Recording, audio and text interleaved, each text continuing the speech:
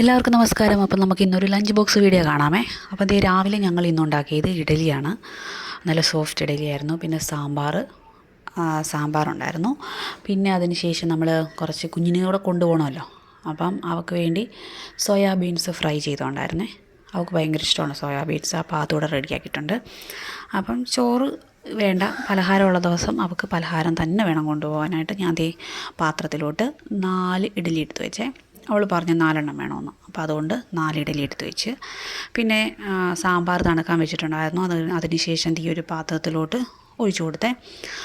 അപ്പോൾ അതിവിടെ ഇട്ട് പിന്നെ ചെറിയൊരു ഡപ്പയ്ക്കകത്തോട്ട് സോയാബീൻസ് കൂടെ വെച്ച് കൊടുക്കുന്നുണ്ട്. അപ്പം എല്ലാം കൂടെ റെഡി ആയിട്ടുണ്ട് ലഞ്ച് ബോക്സ്. പിന്നെ നമ്മൾ കുറച്ച് വെള്ളവും കൂടെ എടുത്ത് കൊടുക്കുന്നുണ്ട്. അപ്പം ഇതെല്ലാം കൂടെ കൂട്ടി ലഞ്ച് ബോക്സ് റെഡി ആയിട്ടുണ്ട്. എല്ലാവർക്കും ഇഷ്ടപ്പെട്ടെന്ന് കരുതുന്നു. Thank you so much.